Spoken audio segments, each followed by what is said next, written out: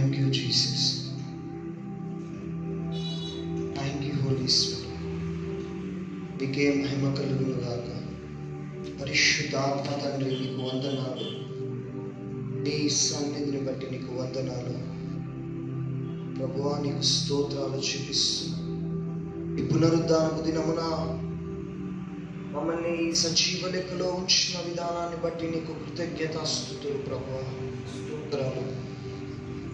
ఇదిగో నాయన ప్రభువా, నా జీవితంలో నాయన ఎన్నో శోధనల గుండా, ఎన్నో బాధల గుండా, ఇబ్బందుల గుండా మేము వెళ్ళినప్పుడు మమ్మల్ని కాచి కాపాడి ఆదరించి ధైర్యపరిచి మీ సజీవ లెక్కలో ఉంచిన విధానాన్ని బట్టి నీకు వందనాలు, స్తోత్రాలు. మమ్మల్ని నాయన ఈ యొక్క లైవ్ కార్యక్రమంకి ఈ రీతిగా సిద్ధపరిచినందుకు నీకు కృతజ్ఞతాస్తుతులు చెల్లిస్తున్నాను. మా శక్తి చేతనైనను, మా బలము చేతనైనను, మా జ్ఞానము చేతనైనను కాదు, కానీ మీ ఆత్మ ద్వారా ఇక్కడ ప్రతి కార్యమును జరుగును గాక. మీ ఆత్మ ద్వారా ప్రతి కార్యమును జరుగును గాక. మీ ఆత్మ బలమును మాకు దయచేయండి ప్రభువా, మీ ఆత్మ బలమును మాకు దయచేయండి. పరిశుద్ధాత్మ తండ్రి, మిమ్మల్ని ఆహ్వానిస్తున్నాము, మిమ్మల్ని ఆహ్వానిస్తున్నాము నాయన. ఈ పునరుద్ధానపు దినంలో మిమ్మల్ని ఆహ్వానిస్తున్నాము. యాజకుడుగాను, నాయకుడుగాను, ప్రసంగికుడుగాను, కాపరిగాను మిమ్మల్ని ఆహ్వానిస్తున్నాము నాయన. పూర్తి సమయాన్ని ప్రభువా మీకు ఇస్తున్నాము నాయన. ఆటంకాలను, అభ్యంతరములన్నీ కూడా కొట్టివేయండి ప్రభువా. బలవంతుని యేసు నామములో బంధిస్తున్నాము ప్రభువా. ఎక్కడైతే నా నామమున 2 లేక 3 కూడి ఉందరో అక్కడ ఉంటానని సెలవిచ్చిన దేవుడవు. మీరు మా మధ్యలోకి రండి, మీరు మా మధ్యలోనికి రండి. Thank you Jesus, thank you Lord. ఓ జీసస్, అబ్రహాము, ఇస్సాకు, యాకోబు దేవుడా నీకు వందనాలు, స్తోత్రాలు, స్తోత్రాలు. మీ ఆత్మను మా మధ్యలో ఉంచినావు. ఇదిగో నాయన ప్రభువా, నోరుని బూరగా వాడుకోండి ప్రభువా. నా నోటిని గుట్టండి, బూరగా వాడుకోండి. థ్యాంక్ యూ జీసస్, నీకే మహిమ నాయన. హో రమశరకల సదల సకమహతుడి కాలి వండి షదీసల షకమహస్యలియా కమాని రూబా షకాందురియాలబాసి. ఆత్మతోని మేము నింపబడాలి ప్రభువా. మీ ఆత్మతోని మేము నింపబడాలి, మీ ఆత్మతోని నింపబడాలి. ఆనాడు అపోస్తలులు ఆత్మ బలముతో మీ సువార్తను చెప్పినారు నాయన, మీ సేవను చేసినారు. అటువంటి ఆత్మ అభిషేకము చేత మమ్మల్ని నింపండి. లైవ్ చూస్తున్న వారిని నింపండి. నీకే స్తోత్రాలు, నీకే వందనాలు. మీరు ముందుంది నడిపించుకొని ఈ లైవ్ కార్యక్రమం అంతా మీకు మహిమకరంగా జరిపించు నామంలో అడుగుచున్నాం తండ్రి, ఆమేన్. హల్లెలూయా. ఈ లైవ్ కార్యక్రమం చూస్తున్న ప్రతి విశ్వాసికి పేరు పేరున నా హృదయపూర్వక వందనాలు చెల్లిస్తున్నాను. మా సంఘం తరపున, మా కుటుంబం తరపున, మా సేవ తరపున అందరికీ కూడా హృదయపూర్వకమైన వందనాలు చెల్లిస్తున్నాను. దేవుడు మనల్ని గడిచిన వారము ఎంతగానో మనల్ని బలపరిచి, ఆయన ఆదరణ, ఆయన యొక్క కృప మనకి ఎల్లప్పుడూ కూడా ఉంటుంది. కాబట్టి మనం ఈ దినము సజీవ లెక్కలో ఆయన్ని చూస్తూ సంతోషిస్తున్నాం. హల్లెలూయా. అయితే దేవుడు ఈ యొక్క పునరుద్ధానపు దినమున మిమ్మల్ని దర్శించాలని ఆశపడుతున్నాడు. కాబట్టి అందరూ కూడా ప్రార్థనా పూర్వకంగా సిద్ధపడండి. ఆ పరిశుద్ధాత్మ దేవుడు మీతోని మాట్లాడాలని ఆశపడుతున్నాడు. ఈ దిన అంశము ప్రేమ స్వభావము. హల్లెలూయా. మనము చూసినట్లయితే మనం ఎన్నో స్వభావాలను చూస్తుంటాం. మనం మానవులని చూసినట్లయితే ఒక్కొక్క వ్యక్తి ఒక్కొక్క రకమైన స్వభావముతోనే ఇమిడి ఉంటాడు. హల్లెలూయా. మనిషి యొక్క స్వభావము అనేక విధాలుగా తప్పిపోతున్నప్పటికీ యేసయ్య ఆయనకున్న ప్రేమ వలన, ఆయన మన మీద చూపుతున్న ప్రేమ వలన తిరిగి మరలా ఆయన మన దగ్గరికి వస్తున్నాడు, ఆయన మనల్ని చేర్చుకున్నాడు. హల్లెలూయా. కృప చూపి తన మంచితనాన్ని, తన మహిమనంతా కూడా మనకి చూపించాలని ఆ దేవాది దేవుడు ఆశపడుతున్నాడు. హల్లెలూయా. అయితే మొదటిగా దేవుడికి ఉన్న ఆ స్వభావం ఏమిటి అంటే ప్రేమ. హల్లెలూయా. లాస్ట్ వీక్ లో నేను చెప్పినాను, మనిషిలో ప్రేమ అనేది లేకపోతే ఆ మనిషి ఒక క్రిమినల్ గా, ఒక మృగముగా మారిపోతాడు. అదే దేవుని యొక్క ప్రేమ ఆ మనిషిలో ఉంటే ఆ మనిషి కూడా అతని స్వభావము కూడా ప్రేమగా మారిపోతుంది. హల్లెలూయా. అయితే ఈ దినము ఈ అంశం గురించి ప్రభు మీతోని, మీ సంఘంతోని, మీతోని మాట్లాడాలని ఆశపడుతున్నాడు. ఈ యొక్క స్వభావముకి, ఈ ప్రేమ అనే స్వభావము భూలోకం అంతటా కూడా యేసయ్య చూపించాడు. ఈ భూలోకంలో దేవుని యొక్క ప్రేమ నిలిచి ఉండాలి, వారి హృదయాలలో దేవుని యొక్క ప్రేమ నిలిచి ఉండాలని యేసయ్య ఆశపడుతున్నాడు. దేవుడు నిన్ను ఆయన ఆత్మతోని నింపి ప్రేమగా మలచడము అది దేవుని యొక్క చిత్తము. అయితే అపవాది అయిన సాతాను నీ హృదయంలో క్రీస్తు ప్రేమను ఉండనీయకుండా చేస్తున్నాడు. నీ యొక్క హృదయము కఠినమైపోవడానికి, నీ హృదయము మత్సరముతోని, అసూయతోని, స్వార్థముతోని నిండడానికి గల కారణం ఏమిటి అంటే, నీ హృదయం అంతా కూడా అపవాది అయిన సాతాను కబంధాస్తాలలోకి వెళ్ళిపోతున్నది. నీవు ఎంత ప్రార్థన చేసినా నీ యొక్క ఆత్మీయ జీవితంలో కొన్ని స్వభావాలు నీలో చనిపోట్లే. అది నీకు దానిని విడిచిపెట్టాలని ఎంతో ప్రయత్నం చేస్తున్నావు. ఆ యొక్క స్వభావము అది చెడు అని నీకు తెలుసు. పరిశుద్ధాత్మ దేవుడు బయలుపరుస్తున్నాడు. ఆ స్వభావము చెడు స్వభావము నాలో ఉన్నది. దాని నుండి నీవు బయటికి రాలేకపోతున్నావు. కానీ ఈ యొక్క పునరుద్ధానపు దినమున పరిశుద్ధాత్మ దేవుడు ఈ వర్తమానము ద్వారా ఆ చెడు స్వభావము నుంచి బయటికి తీసుకురాబోతున్నాడు. చప్పట్లు కొట్టి దేవుని మహిమపరుద్దాం. హల్లెలూయా.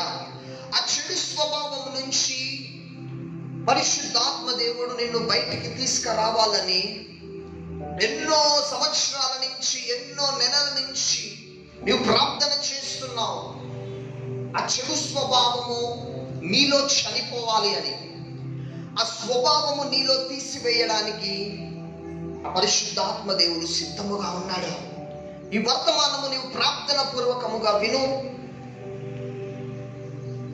నీలో ఉన్న ఆ చెడు స్వభావము చనిపోతుంది. హల్లెలూయా, హల్లెలూయా. మనం బైబిల్ గ్రంథము చూసినట్లయితే కొరింథీయులకు రాసిన మొదటి పత్రిక,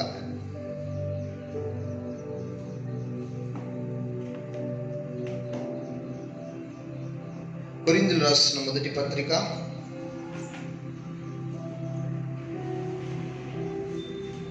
13వ అధ్యాయం. కొరింథీయులకు రాసిన మొదటి పత్రిక 13వ అధ్యాయం 4 నుంచి 7 వచనాలను చదువుకుందాం. మరి ఒకసారి చదువుతున్నాను. కొరింథీయులకు రాసిన మొదటి పత్రిక 13వ అధ్యాయం 4 నుంచి 7 వచనాలు.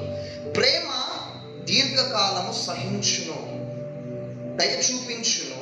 ప్రేమ మచ్చురపడదు, ప్రేమ డంబముగా ప్రవర్తింపదు, అది ఉప్పొంగదు, అమర్యాదగా నడవదు, స్వప్రయోజనమును విచారించుకొనదు, త్వరగా కోపపడదు, అపకారమును మనస్సులో ఉంచుకోదు, దుర్నీతి విషయమై సంతోషపడక సత్యమునందు సంతోషించును, అన్నిటికీ తాలుకొను, అన్నిటిని నమ్మును, అన్నిటినీ నిరీక్షించును, అన్నిటినీ ఓర్చును. హల్లెలూయా. ప్రేమ గురించి అపోస్తలుడైన పౌలు 14 రకాలుగా వివరించినాడు. ఆ ప్రేమ స్వభావం గురించి 14 రకాలుగా వివరించినాడు. మనము భూలోకంలో తల్లిదండ్రుల ప్రేమను చూసినాము, స్నేహితుల ప్రేమను చూసినాము, భార్య భర్తల ప్రేమను చూసినాము, బంధుమిత్రుల ప్రేమను చూసినాము.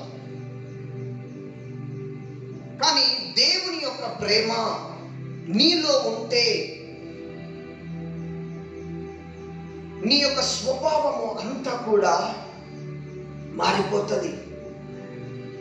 ఒకప్పుడు నీ యొక్క జీవితంలో, గత జీవితంలో నువ్వు క్రూరంగా ఉన్నావు, స్వార్థంగా ఉన్నావు, నీలో స్వార్థపూరితమైన మనస్సు ఉన్నది,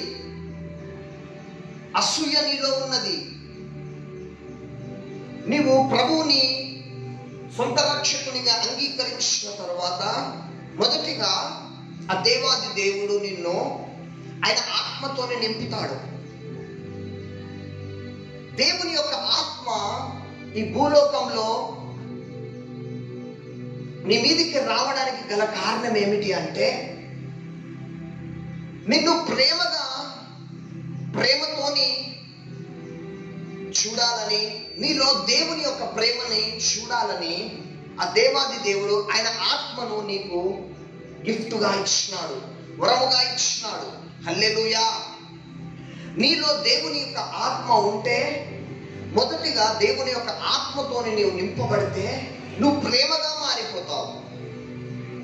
హల్లెలూయా. నీవు ప్రేమగా మారిపోయి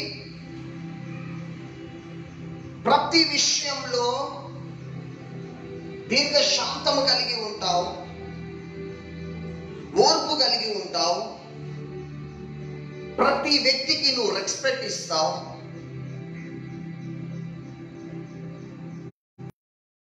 విషయంలో కూడా నువ్వు డంబముగా ప్రవర్తించావు, నువ్వు ఎవరి మీద అసూయ చూపించావు. హల్లెలూయా. కానీ కొంతమంది జీవితాలలో ఎదుర్కొంటున్నది ఏమిటి అంటే, నీవు సంఘంలో మంచి ప్రార్థన పరురాలు కావచ్చు, కానీ కొన్ని చనిపోట్లే, కొన్ని చెడు స్వభావాలు నీలో చనిపోట్లే. ఆ విషయంలో నీవు కఠినమైపోతున్నావు. అది నీ చేతులారా నీ ప్రార్థనతోని ఆ చెడు స్వభావం నుండి బయటికి రాగలుగుతావు. ఆ శక్తి దేవుడు నీలో పెట్టినాడు. కానీ ఆ చెడు స్వభావం నుండి నువ్వు బయటికి రాలేకపోవడానికి కారణం నీ మనస్సుని అపవాదైన సాతాను వైపుకి మల్లుతున్నావు. ఆ విషయాన్ని నువ్వు జ్ఞాపకం చేసుకో. ఎందుకంటే నీవు దీర్ఘకాలము సహించగలగాలి, నీలో సహనం ఉండాలి, ఓర్పు ఉండాలి. దావీదుని మనము చూసినట్లయితే, దావీదు జీవితంలో అతను దేవుని యొక్క ప్రేమతో నింపబడ్డాడు. నింపబడినప్పుడు ఆయన గొప్ప చక్రవర్తిగా ఉన్నప్పుడు ఒక వ్యక్తి అతన్ని శపిస్తూ ఉంటాడు. చూద్దాము. సమూయేలు రాసిన 2వ గ్రంథం. అందరు బైబిల్స్ ఓపెన్ చేసినట్లయితే సమూయేలు రాసిన 2వ గ్రంథం 16వ అధ్యాయం.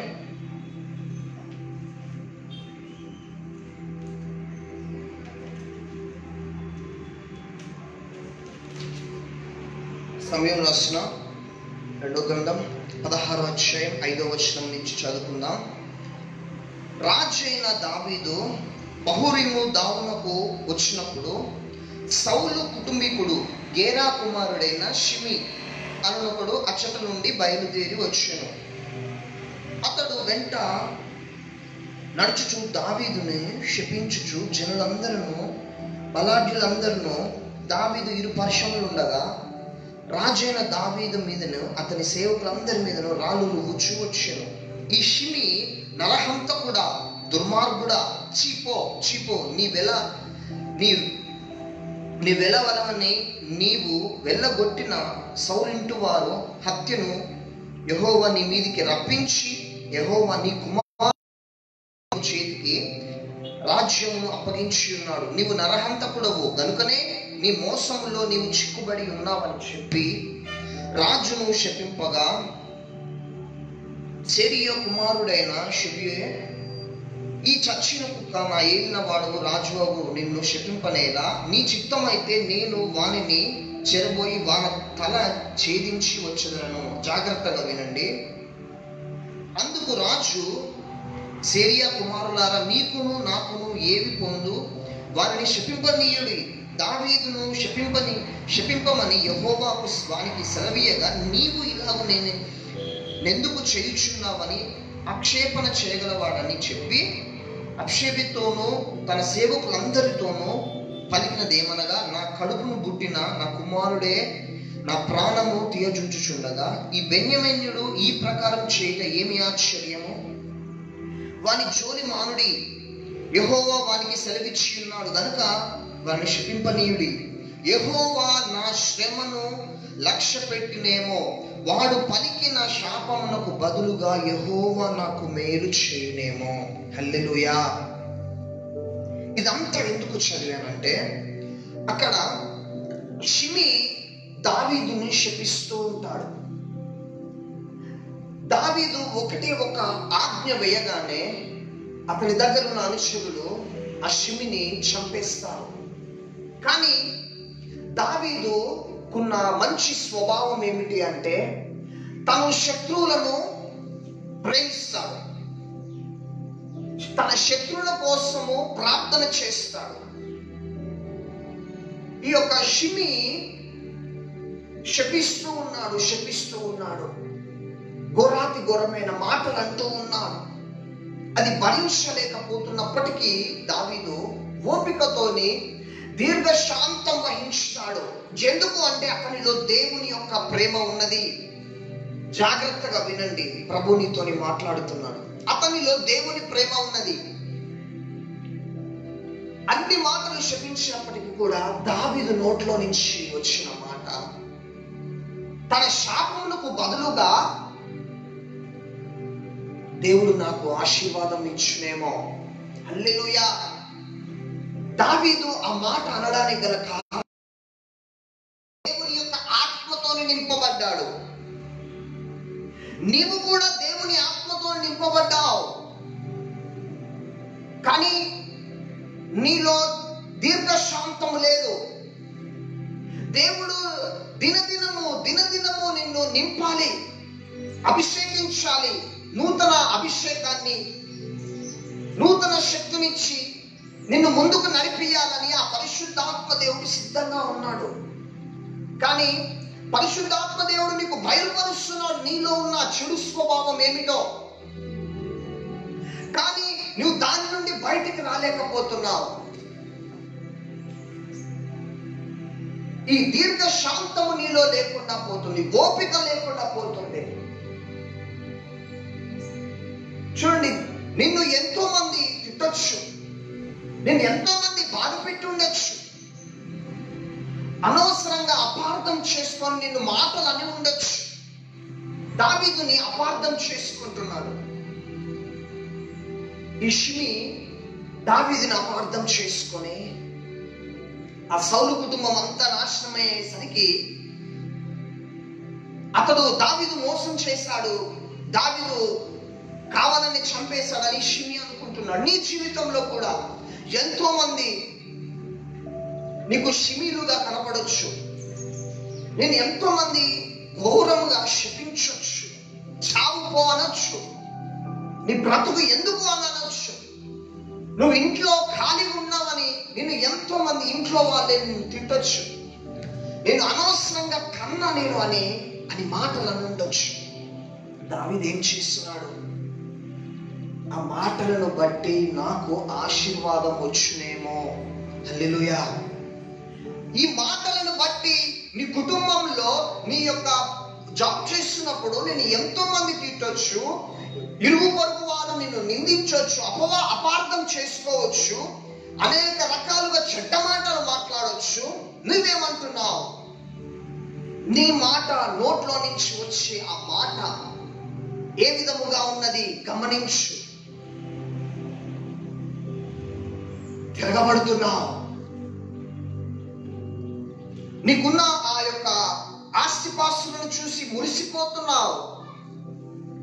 నాకు ఇంత ఆస్తి ఉంది, నేను ఇంత పెద్ద ఉద్యోగం చేస్తున్నా, నన్ను అనే అంత కూడా అని మాట్లాడుతున్నావు.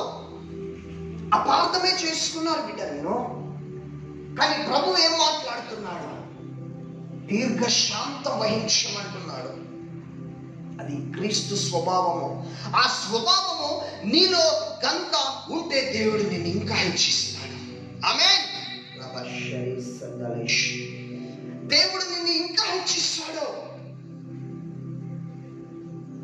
నీ మౌనమే వారికి సమాధానము.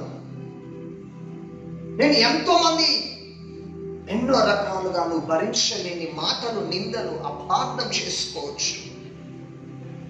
కానీ నువ్వు తిరిగి ఒక్క మాట అనొద్దు. దీర్ఘశాంతం వహించాలి.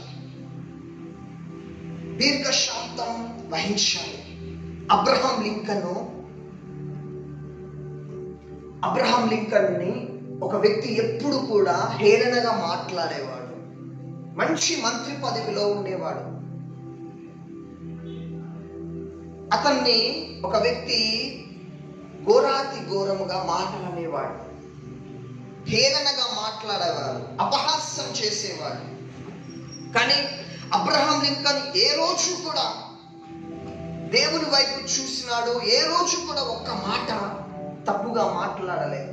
ఆయన తిడుతూనే ఉన్నాడు. అబ్రహాం లింకన్ విమర్శిస్తూనే ఉన్నాడు. అబ్రహాం లింకన్ హేళన చేస్తూనే ఉన్నాడు. మంచి మంత్రి పదవిలో ఉన్నాడు. అతను తిట్టేవాడు, చిన్న పదవిలో ఉన్నాడు. అయినా కూడా ఆ అబ్రహాం లింకన్ దీర్ఘశాంతం వహించి ఆయన చేసినది ఏమిటంటే అతనికి మంచి పదవిని ఇచ్చినాడు.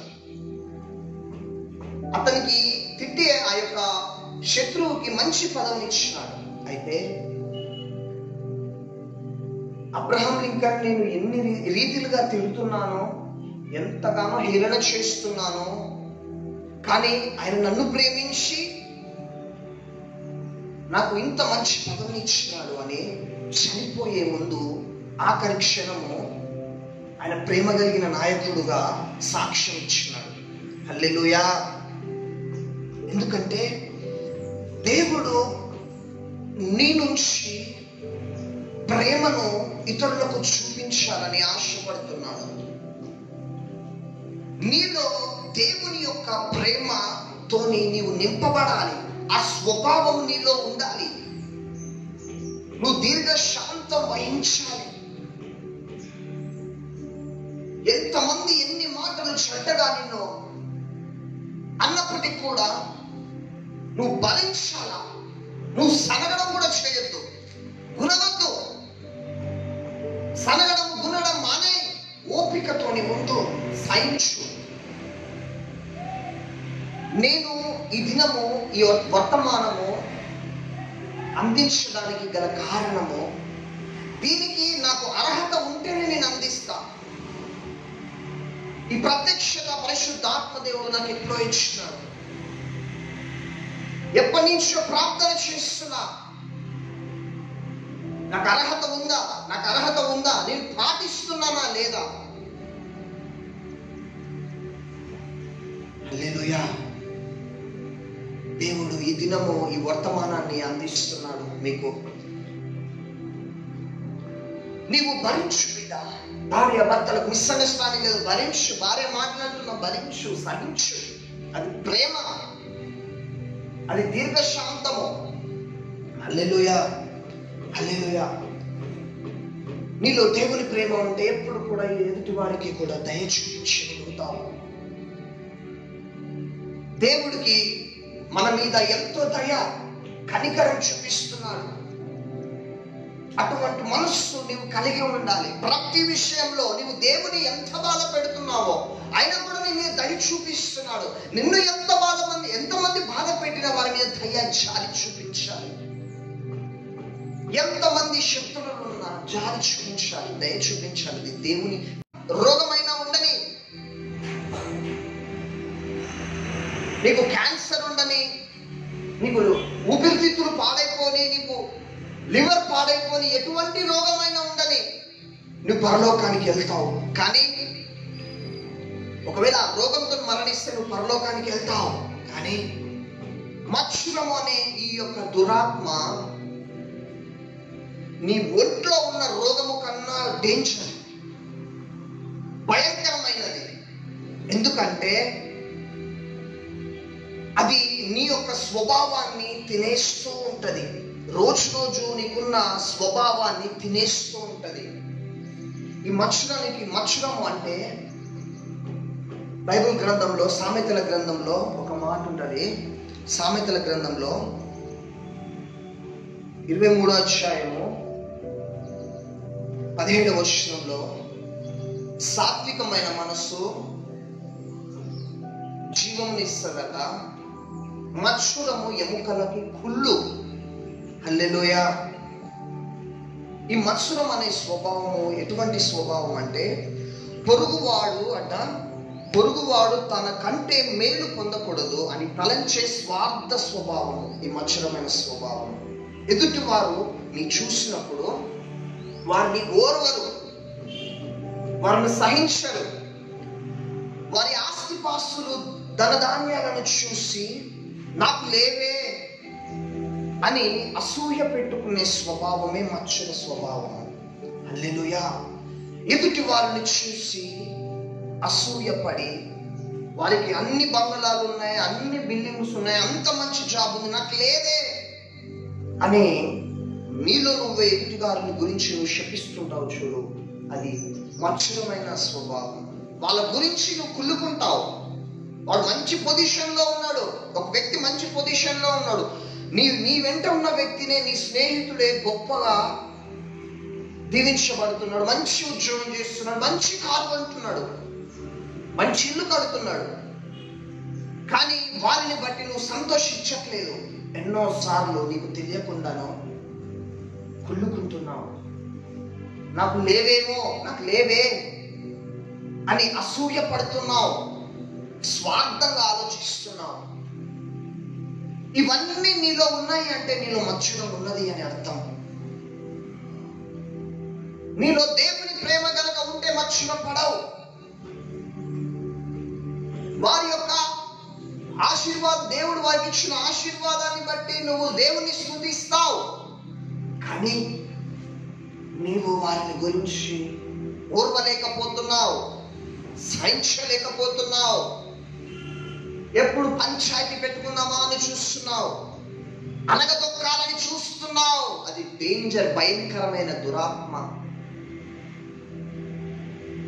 అందుకే దేవుడు ఒక మాట అంటాడు, వ్యభిచారులైన క్షమిస్తాను కానీ వేషధారణ స్వభావం కలిగిన వారిని క్షమించాను. ఎందుకన్నాడు ఆ మాట? దానికి దీనికి చాలా దగ్గర సంబంధం ఉంది. నువ్వు ఎంత ప్రార్థన చేసినా నీలో మత్సరం అనే స్వభావము చనిపోవాలి. ఈ దినాలలో చాలా మంది వాళ్ళ గురించి వీళ్ళ గురించి ప్రార్థన చేస్తూ నీ గురించి నీవు ప్రార్థన చేయడం మానేస్తున్నావు. నీ కోసము, నీ ఆత్మీయ జీవితం కోసము ప్రార్థన చేసుకోవాలి. అపవాది చేయనీయడు, ఎందుకంటే నువ్వు పెద్ద తిమింగలానివి. నీ కోసం నువ్వు ప్రార్థన చేసుకుంటే, నువ్వు ఆత్మీయ జీవితంలో దేవునితోని సమాధానంగా దగ్గరి సంబంధం కలిగి ఉంటే, నువ్వు ఎదుటి వారి గురించి ప్రార్థన చేస్తున్నప్పుడు ప్రతిదీ కూడా దేవుడు నీతోని మాట్లాడతాడు, బయలుపరుస్తాడు, సమాధానం వెంటనే వస్తుంది. హల్లెలూయా. ఎందుకంటే ఈ మత్సరం అనే స్వభావం మనలో ఉండకూడదు. హల్లెలూయా. కానీ ఎప్పుడైతే ఒక వ్యక్తిలోకి ప్రేమ అనేది ప్రవేశిస్తుందో, సూర్యుని వేడికి మంచు కరిగిపోయినట్లు ఆ వ్యక్తిలో అసూయ అనే స్వభావము కరిగిపోతుంది. ఎందుకంటే ఈ ప్రేమ అనే స్వభావము నీలో యాక్టివేట్ కావాలి. యాక్టివేట్ అయినప్పుడు నీలో ఉన్న చెడు స్వభావాలు అన్ని కూడా కరిగిపోతాయి.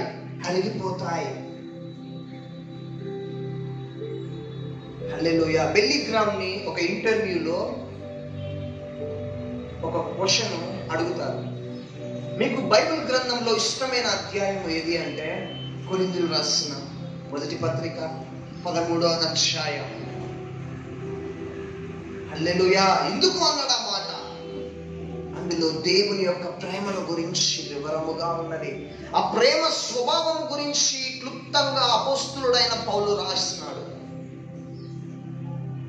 ఈ దినము నీలో ఇటువంటి స్వభావము ఉన్నదేమో గమనించుకో. సంఘాలలో ఆత్మ బలముతోని సంఘము నడిపించకపోవడానికి గల కారణం ఈ మత్సరము, ఐక్యత లేకపోవడము, అసూయ, మనస్పార్థాలు. ఇవి సంఘంలో ఉండడాన్ని బట్టి ఆత్మ నడిపింపు ఉండట్లే. మీ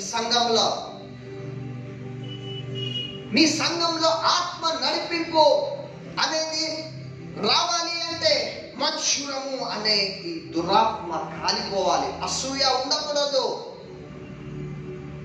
మత్సరము ఉంటే నీలో ఐక్యత ఉండనీయదు. ఈ మత్సరం అనే దురాత్మ ఏం చేస్తుందంటే సంఘాన్ని ఐక్యతగా ఉండనీయదు. సంఘంలో మనస్పార్థాలు పుట్టిస్తాయి ఈ మత్సరం అనే దురాత్మ. సంఘాలలో హెచ్చు తగ్గులు చూపిస్తాయి ఈ మత్సరం అనే దురాత్మ. సంఘంలో ఒకరు ఎదుగుతుంటే ఓర్వనీయదు ఈ మత్సరం అనే దురాత్మ. నువ్వు గమనించు. నీకు ఆత్మ నడిపింపు, ఆత్మ బలముతో నువ్వు ఎందుకు ముందుకు వెళ్ళలేకపోతున్నావు? నీలో మత్సరం అనే దురాత్మ ఇమిడిపోతుంది. అది రోజు రోజు నిన్ను కాల్చివేస్తుంది. రోజు రోజు కాల్చివేస్తుంది. అది డేంజర్, అది భయంకరమైనది. నువ్వు ఏ రోగంతోనున్నా బాధపడకు. ఎంత పెద్ద రోగం ఉన్నా బాధపడకు. దేవుడు ఖచ్చితంగా నేను మాన్పు వేస్తాను. కానీ ఈ మత్సరం అనేది ఉంటే అది కాలిపోవాలని ప్రార్థన చేసుకో. నీకున్న చెడు స్వభావాల నుంచి బయటికి రావాలి అని నీ కోసం నువ్వు ప్రార్థన చేయి. నువ్వు 10 మంది కోసం నువ్వు ప్రార్థన చేస్తున్నావు. గొప్ప ప్రార్థన పరుడివే. నీ కోసం నువ్వు చేస్తున్నావా గమనించు. అక్కడనే నేను సాతాను బోల్తా కొడుతుంది. నువ్వు ఎంత మంది గురించి ప్రార్థన చేసినా, నువ్వు ఎంత మంది గురించి ఎన్ని గంటలు ప్రార్థన చేసినా ఆ చెడు స్వభావము చచ్చిపోవాలి. నీ కోసం నీవు ప్రార్థన చేసుకునే అనుభవం ఖచ్చితంగా ఉండాలి. ఒకసారి గమనించుకో. నీ కోసం నువ్వు చేస్తున్నావా? నీ ప్రాబ్లమ్స్ కోసమే చేస్తున్నావు? నీ కుటుంబం వాళ్ళ కోసమే చేస్తున్నావు? నీ ఆత్మీయ జీవితంలో చెడు స్వభావాలు ఉన్నాయి, అవి చచ్చిపోవాలి. ఆ చెడు స్వభావం నాకు ఉండకూడదు అని ప్రార్థన చేసుకోగలుగుతున్నావా? జ్ఞాపకం చేసుకో. హల్లెలూయా. ఎందుకు సంఘంలో ఐక్యత ఎందుకు ఉండట్లేదు? ఈ మత్సరం వల్ల. అందుకే యేసు ప్రభువు కూడా ఈ భూలోకానికి వచ్చినప్పుడు శిష్యులని గమనిస్తూ ఉన్నాడు. శిష్యులని గమనిస్తూ ఉన్నప్పుడు ఆ శిష్యులు యేసు ప్రభువు పక్కన కుడి వైపున నేను, ఎడమ వైపున నేను అని వాదించుకుంటున్నారు. హల్లెలూయా. కుడి వైపున నేను ఉండాలి, ఎడమ వైపున నేను ఉండాలని వాదించుకుంటూ ఉన్నారు. ఆ విషయము యేసు ప్రభువు గమనించి ప్రార్థన చేస్తారు వాళ్ళ కోసం. ఆ ప్రార్థన ఏంటో చూద్దాము. యోహాను సువార్త, అందరు బైబిల్ గ్రంథం ఓపెన్ చేసినట్లయితే యోహాను సువార్త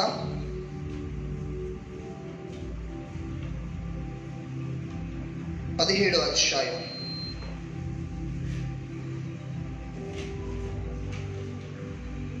యోహాను సువార్త 17వ అధ్యాయం 21 నుంచి 23 వచనాలు. తండ్రి నా యందు నీవును, నీ యందు నేనును ఉన్నలాగున వారును మన యందు ఏకమై ఉండవలనని వారి వరకు మాత్రము నేను ప్రార్థించలేదు. వారి వాక్యము వలన నా యందు విశ్వాసం ఉంచి వారందరూ ఏకమై ఉండవలనని కొరకును ప్రార్థించుచున్నాము. మనము ఏకమై ఉన్నలాగున వారును ఏకమై ఉండవలనని నీవు నాకు అనుగ్రహించిన మహిమను నేను వారికి ఇచ్చితిని. వారి యందు నేనును నా యందు నీవును ఉండుట వలన వారు సంపూర్ణులుగా చేయబడి ఏకముగా ఉన్నందున నీవు నన్ను పంపితివనియు, నీవు నన్ను ప్రేమించినట్టే వారు కూడా ప్రేమించుతున్నావనియు లోకము తెలుసుకున్నట్లు నాకు అనుగ్రహించిన మహిమను వారికి ఇచ్చితిని. ఈ విధంగా శిష్యుల కోసం ప్రార్థన చేస్తున్నాడు యేసు ప్రభు. వాళ్ళు ఏకముగా ఉండాలి, వాళ్ళు ఏకమై ఉండాలి అని ప్రార్థన చేస్తున్నాడు. ఎందుకంటే వాళ్ళలో వేరియేషన్స్ చూస్తున్నాడు. వాదించుకుంటున్నాడు. నేనంటే నేను, నేనంటే నేను, నేను గొప్ప అంటే నేను గొప్ప, కుడి వైపున నేను, ఎడమ వైపున నేను అని వాదించుకుంటున్నాడు. కాదు ప్రభువా, వాళ్ళు ఏకమై ఉండాలని యేసు ప్రభు తండ్రికి ప్రార్థన చేస్తున్నారు. ఇదే దురాత్మ మీ సంఘంలో కూడా పనిచేస్తుంది. నేను గొప్ప అంటే నేను గొప్ప, నా చీర మంచిగా ఉందంటే నా చీర మంచిగా ఉంది, అదే చూసుకుంటున్నారు. నా ప్రార్థన గొప్పది, నా ప్రార్థన ద్వారా దేవుడు త్వరగా సమాధానం ఇస్తాడు. ఎదుటి వారిని చీట్ చేసి పడేస్తారు, చిన్న చూపు చూస్తారు. ఆమెకి ప్రార్థనే చేయనికి రాదు. ఇట్లా చేయ ప్రార్థన, ఆమెకి ప్రార్థనే చేయనికి రాదు. నేను ఎప్పటి నుంచో దేవుళ్ళో ఉన్నా, నేను ఎప్పుడో బాప్తిజం తీసుకున్నా, ఎన్నో ప్రసంగాలు విన్నా, ఎంతో వాక్యం చదివినా, నీ వాక్యం చూడకుండా కూడా చెప్పగలుగుతా. ఆమెకేమొచ్చు? ఆమెకేం రాదు. ఏం రానుల ప్రార్థన వింటాడు దేవుడు. వచ్చి దాన్ని ప్రార్థన చేస్తాడు చూడండి, ఆ ప్రార్థన దేవుడు వింటాడు. ఎందుకంటే హెచ్చు తగ్గులు ఉండొద్దండి మీ సంఘాలలో. అది డేంజర్. ఆ విధంగా ఉంటే అది ప్రేమను చూపించమనే దేవుడు చెప్తున్నాడు. వారిని కించపరచమని. నా మందిరాలలో అభిషేకం వచ్చి చప్పట్లు కొడుతుంటే కామెంట్స్ చేస్తుంటారు. నువ్వు ఆమెను కామెంట్ చేయట్లే, పరిశుద్ధాత్మని కామెంట్ చేస్తున్నావు. ఈ యుగమందైనను రాగము యుగమందైనను పరిశుద్ధాత్మను దుఃఖపరిస్తే క్షమాపణ ఉండదు. ఇవన్నీ దేవుని ఆత్మ లక్షణాలు కాదు, దురాత్మ లక్షణాలు. ఇవన్నీ నీవు చేస్తున్నావేమో ఒక్కసారి గమనించుకో. నీకు తెలియకుండానే చేస్తున్నావేమో. అది పరిశుద్ధాత్మ దేవుడు బాధపడతాడు, దుఃఖపడతాడు. నిన్ను దేవుడు దినదినము అభిషేకం ఎందుకు ఇస్తున్నాడు, అభిషేకంతో ఎందుకు నింపుతున్నాడు అంటే నీలో ఆయన ప్రేమ ఇమిడిపోవాలి. నీ చెడు స్వభావాలు కాలిపోవాలి. ఎప్పుడు కాలిపోతాయంటే నువ్వు అభిషేకించబడాలి. అభిషేకించబడితేనే నువ్వు క్రీస్తు స్వరూపంలోనికి మారిపోతావు. నువ్వు అభిషేకించబడితేనే నీలో దేవుని యొక్క ప్రేమను ఇతరులకు చూపించగలుగుతావు. నువ్వు అభిషేకించబడితేనే నీలో ఉన్న చెడు స్వభావాలన్నీ కాలిపోతాయి. హల్లెలూయా. నీవు అభిషేకించబడడం ఇంపార్టెంట్. నువ్వు అభిషేకాన్ని నమ్మలేకపోతున్నావేమో. నిన్ను గుడ్డితనంలోకి తీసుకెళ్తుంది దయ్యం. దురాత్మ నిన్ను గుడ్డితనంలోకి తీసుకెళ్తుంది, నమ్మనీయట్లే అభిషేకాన్ని. కానీ అపోస్తలుల నాటి కాలంలో ఏ అభిషేకం, ఏ ఆత్మ పని చేస్తుందో ఇప్పుడు ఈ దినాలలో ఈ నాటికి పని చేస్తుంది. ఇంకా బహుబలంగా పనిచేస్తుంది. నువ్వు వినియోగించుకోవట్లే, ఆత్మను ఆర్పేస్తున్నావు. ఎంతో మందిని డిస్కరేజ్మెంట్ చేస్తున్నారు. అట్లా ఎగరొద్దు బిడ్డ, అట్లా ఎగురుతామా నువ్వు? అది దయ్యం ఎగురుతుంది నీలో నుంచి. నమ్మదు, దేవుని ఆత్మనే అది. నేను అభిషేకిస్తున్నాడు.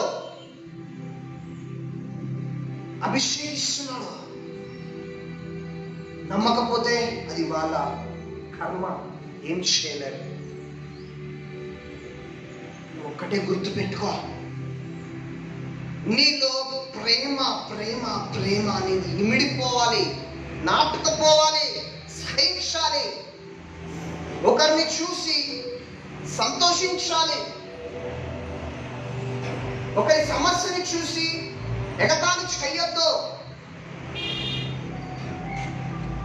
హల్లెలూయా. అందుకే పౌలు అంటున్నాడు, ప్రేమ అమర్యాదగా నడవదు, స్వప్రయోజనం విచారించుకోదు, త్వరగా కోపపడదు, అపకారమును మనస్సులో ఉంచుకొనదు, దుర్నీతి విషయమే సంతోషపడక సత్యమునందు సంతోషించును, అన్నిటిని తాలుకొను, అన్నిటిని నమ్మును, నిరీక్షించును, అన్నిటిని ఓర్చును. హల్లెలూయా. నీకు కోపము కూడా వస్తుంది. కోపం వస్తుంది బిడ్డ, ఉట్టిగానే కోపం వస్తుంది. సీరియస్ అవుతున్నావు. దేవుని ప్రేమ ఉంటే త్వరగా కోపపడరు. అది గమనించుకో. ఇంకా నువ్వు మార్చుకోవాల్సినవి ఉన్నాయి. ఎందుకు ఇద్దరు ప్రభు మాట్లాడుతున్నాడంటే దేవుని రాకడ సమీపిస్తుంది. నీ స్వభావము మార్చుకో.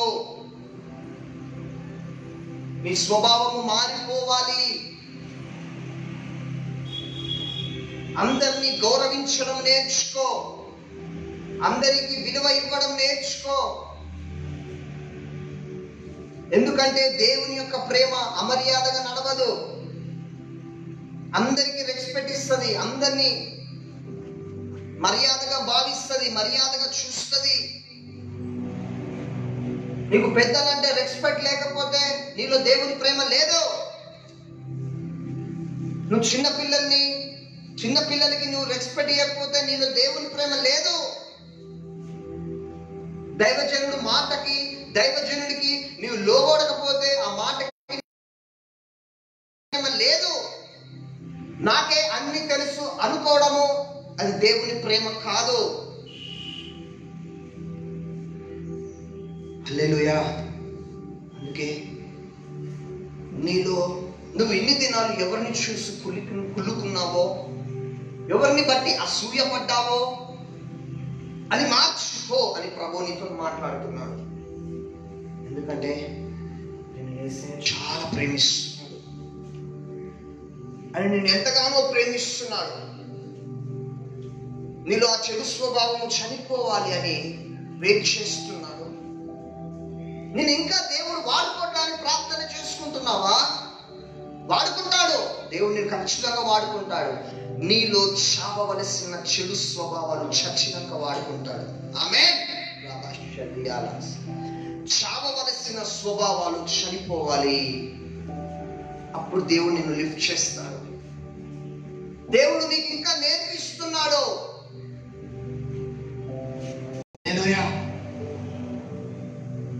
నువ్వు ఇంకా మారక ముందుకే దేవుని సేవ చేయాలి. ప్రభువా, నేను మీ సేవ చేయాలి. ఓకే, చేసుకో. ఇంకా నీ టైం ఎందుకు రాలే? ఇంకా నా బిడ్డ ఇంకా మారేది ఉన్నది, కొంచెం మారేది ఉన్నది, అందుకే ఎదురు చూస్తున్నా అని ప్రభు మాట్లాడుతున్నాడు. హల్లెలూయా. ఎందుకంటే అపవాదైన సాతాను నీకున్న మంచి మనస్సుని, నీలో ఉన్న దేవుని యొక్క ప్రేమను తుడిచివేయాలని చెడు స్వభావాలను నింపుతుంటాడు. ఆ చెడు స్వభావాల నుంచి పుట్టినదే భయంకరమైనది మత్సరము. మత్సరంలో అసూయ, స్వార్థము, ఓర్వలేని తనము ఉంటాయి. ఈ మూడు కలిపితేనే మత్సరము. అది ఎముకలకి కుళ్ళు పుట్టిస్తుంది. ఆ విషయాన్ని జ్ఞాపకం చేసుకో. సంఘంలో ఏకంతో ఉండాలి. హెచ్చు తగ్గులు ఉండకూడదు. అందరూ సమానమే. అందుకే దేవుడు ఒక్కొక్కరికి ఒక్కొక్క తలాంతు ఇచ్చినాడు సంఘంలో. ఒకరికి ప్రవచనం అని, ఒకరికి దర్శనాలు, భాషలకు అర్థం చెప్పు వరం ఎందుకు ఇచ్చినాడు? అందరూ దేవుడికి సమానమే. నిన్ను దేవుడు ఎట్లా ప్రేమిస్తున్నాడో నీ ప్రక్కన వాళ్ళని కూడా అదే విధంగా ప్రేమిస్తున్నాడు. కానీ నీకెందుకు అంత హెచ్చు తగ్గులు? ఆ స్వభావం నుండి బయటికి రావాలి. అందరి ఈక్వలే. అందరి చేతుల్లో దేవుడు అందరినీ వాడుకుంటాడు. అందరినీ దేవుడు సమానంగా చూస్తున్నాడు. అందుకే నీ జీవితం అంతా ఇంకా కూడా మారిపోయి క్రీస్తు స్వభావంలోకి, ప్రేమ అనే స్వభావంలోకి నువ్వు వెళ్ళిపోవాలి. నువ్వు పుట్టినప్పటి నుంచి కూడా ఏ స్వభావంతో ఉన్నావో, ఎన్నో రకరకాల స్వభావాలు. మన మామిడి చెట్టును చూసినప్పుడు ఆ మామిడి చెట్టు మామిడి కాయలు ఇస్తుంది. దానిమ్మ చెట్టు చూసినప్పుడు అది దానిమ్మకాయలే ఇస్తుంది. నిమ్మకాయ చెట్టు చూసినప్పుడు అది నిమ్మకాయలే ఇస్తుంది. నువ్వు క్రీస్తు అనే యేసుక్రీస్తుకి నువ్వు సహవాసం చేస్తే నువ్వు ప్రేమ అనే పండ్లే నీలో కనపడతాయి. ప్రేమ స్వభావమే నీలో కనపడుతుంది. ప్రేమ స్వభావమే నువ్వు చూపిస్తావు ఇతరులకి. దావీదు దేవుడితో సహవాసం చేస్తున్నాడు, ప్రేమ అనే పంట కోస్తున్నాడు. పౌలు దేవునితో సహవాసం చేస్తున్నాడు, ప్రేమ అనే పంట కోస్తున్నాడు. నువ్వు దేవునితో సహవాసం చేస్తున్నావు, నువ్వు కూడా భవిష్యత్తులో ప్రేమ అనే పంట కోస్తావు. హల్లెలూయా. నేను గొప్ప అంటే నేను గొప్ప అని ఉండకూడదు. నువ్వు ఆ సేవకుడే గొప్ప, నేనే గొప్ప, ఆ సేవకుడు కన్నా నేనే గొప్ప, నా మందిరానికి ఎక్కువ మంది వస్తున్నారు అని అనుకోవద్దు. ఎవరి పిలుపు వారిది, ఎవరి ప్రత్యేకత వారిది. దైవజనులు అందరూ దైవజనులే. దేవుడు సమానంగానే చూస్తున్నాడు. కారులో వచ్చిన దైవజనుడిని, సైకిల్ మీద వచ్చిన దైవజనుడిని దేవుడు ఇద్దరిని ఈక్వల్ గా చూస్తున్నావు. సైకిల్ మీద వచ్చే దైవజనుడిని, బైక్ మీద వచ్చే దైవజనుడిని, కారులో వచ్చే దైవజనుడిని నీ ఇంటికి నువ్వు ఆహ్వానించినప్పుడు ఏం చేస్తున్నావు? ఏ విధంగా రెస్పెక్ట్ ఇస్తున్నావు? నువ్వు ముగ్గురిని ఒకే విధంగా చూడట్లే.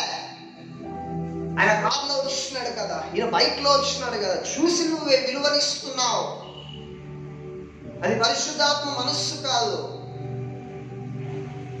దైవజనులందరూ దైవజనులే. ఆ విషయాన్ని జ్ఞాపకం చేసుకోండి బిడ్డ. అందరూ గొప్పోళ్ళే, అందరూ ఉన్నతమైన స్థానంలో నిలబడే వాళ్ళే. నీలో ఆ చెడు స్వభావము ఉండడంను బట్టి, నువ్వు ఎదుటి వారిని బట్టి, దైవజనుని బట్టి, ఆ దైవజనుడి కంటే నేనే గొప్పడని నువ్వు హృదయంలో ఎప్పుడైతే తలుచుకుంటున్నావో నీ స్థితి అక్కడనే ఉండిపోతుంది. నీ స్థితి అక్కడనే ఉండిపోతుంది.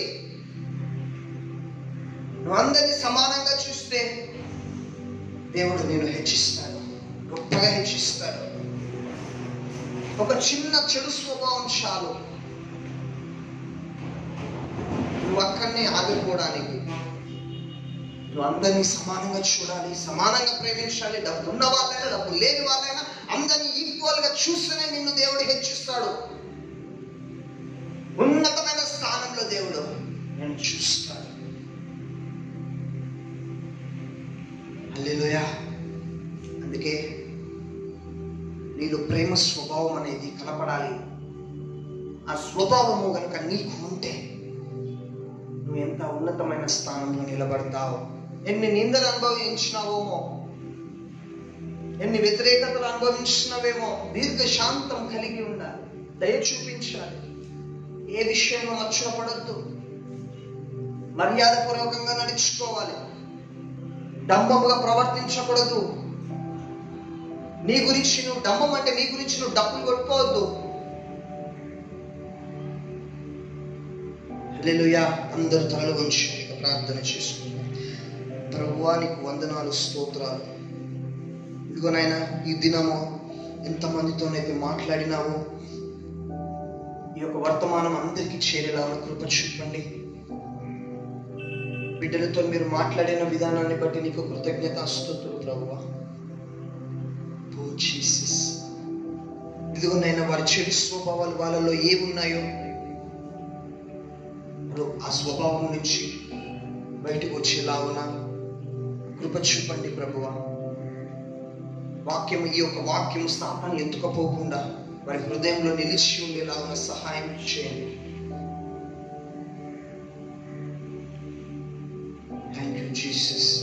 మీరు మాట్లాడినందుకు వందనాలు స్తోత్రాలు చెల్లిస్తూ యేసు నామములో అడుగుచున్నాం తండ్రి, ఆమేన్.